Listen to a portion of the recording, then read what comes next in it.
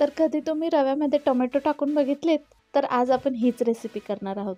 अगदी सोपी पद्धत आहे आणि सर्वांना आवडेल अशी आहे. नाश्त्याला पण बनवू शकतात. जेव्हा कधी घाई गडबड असली तेव्हा ही रेसिपी बनवू शकतात. तर मी योगिताच रेसिपीमध्ये तुमचं स्वागत करीत आहे.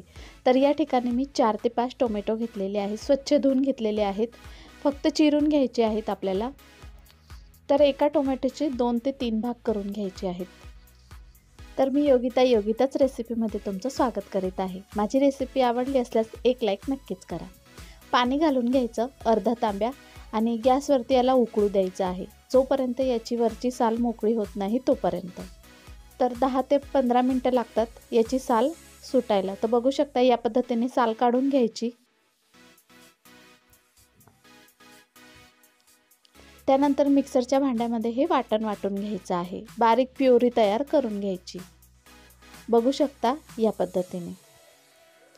तर या ठिकाणी मी जाड रवा घेतलेला आहे. बारीक असला तर बारीक घेऊ शकतात किंवा मिक्सरमध्ये बारीक करून घ्यायचा आहे. मी पण मिक्सरमध्ये हा जाड रवा बारीक करून घेतलेला आहे.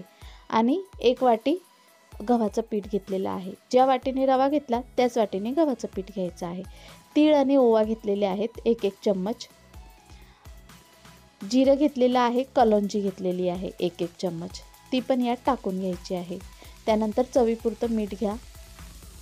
हवं तर या ठिकाणी तुम्ही हळद मीठ वगैरे घालू शकतात, पण ते काहीच घालायची गरज नाही. असंही घेतलं साध्या सोप्या पद्धतीने तरी पण चालेल. तेल घेतलेलं आहे. 1 पळी तेल घातलेलं आहे आणि जी प्युरी तयार करून घेतलेली आहे ती घालून घ्यायची आहे. आता ही प्युरी आपण ह्या पिठाच्या मिश्रणात टाकून द्यायची आणि मिक्स करून घ्यायचं. थोडं गरम असल्याने चमच्याने मिक्स करून घेत आहे. शक्यतो पाणी घालू नका. जेव्हा आपण मळून घेणार त्या अंदाजाने पाणी घ्यायचं आहे.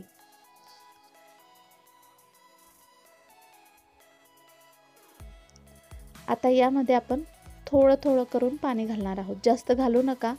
कणिक जशी आपण पुरीसाठी मळून घेतो ना त्या पद्धतीने कणिक मळून घ्यायची आहे. तर बघू शकता कणिक मस्तपैकी आपण मळून घेतलेली आहे. 10 मिनिटासाठी रेस्ट होऊ देणार आहोत. तर 10 मिनिटं झालेली आहेत.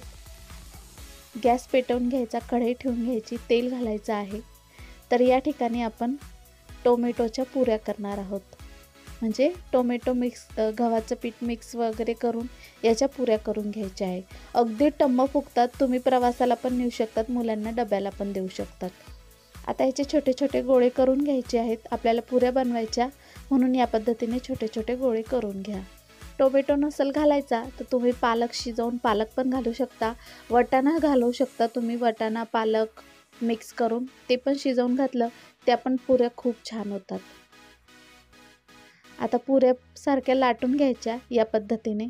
तर तुम्ही बघू शकता छान मस्त ह्या पुऱ्या लाटून घेतलेल्या आहेत आणि तेलात तळून घ्यायच्या आहेत.